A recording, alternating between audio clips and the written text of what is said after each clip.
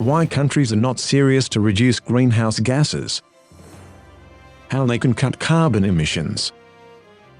Climate catastrophe. The world's temperature to spike by 2.7 degrees Celsius.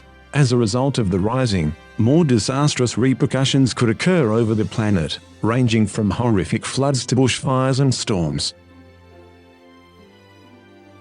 The world is on course for a devastating average 2.7 degrees Celsius temperature spike this century, according to the United Nations, which issued another grim caution before of critical policy debate on Tuesday.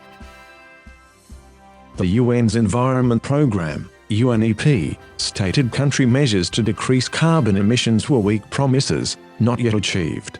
The statement comes just days before the important Scotland Climate Summit.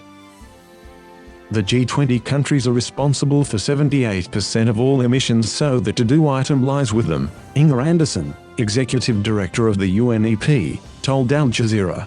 The developed countries have a special responsibility to really step up, but actually everyone does, all 193 member states. Anderson warned, action is needed now. Much of the pledged action by countries is delayed until 2030, which scientists warn will be far too late to halt the worst ravages of climate change on the planet. We have 8 years to make the plans, put in place the policies, implement them and ultimately deliver the cuts, Anderson said. The clock is ticking loudly. Nations will be in the forefront at the COP26 summit next week, with a target of this year to agree to more significant greenhouse gas reduction pledges, in what could be the world's final chance to keep heating to 1.5 degrees Celsius (2.7 Fahrenheit) beyond pre-industrial stages. According to researchers, this would aid in preventing the worst-case scenario of devastating shifts endangering the globe.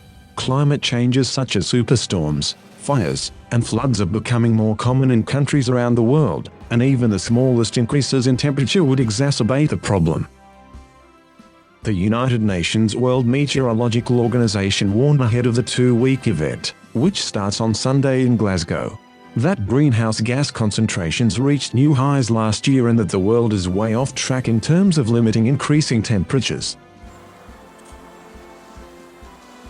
If all 192 countries' guarantees under the Paris Agreement are placed together, global emissions are projected to rise by about 16% by 2030 compared to 2010, resulting in a temperature rise of 2.7 degrees Celsius by the end of the 21st century, an estimate that'd be catastrophic for millions around the world.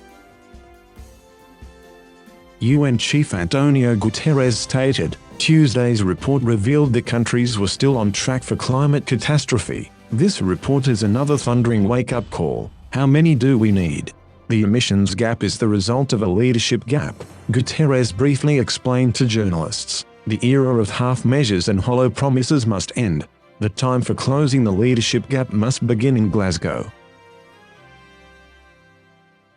Don't forget to like the video and subscribe. Flash. Why you have to pay to read, when you can listen to global top stories for free on Flash YouTube channel. Keep listening to Flash. Thanks.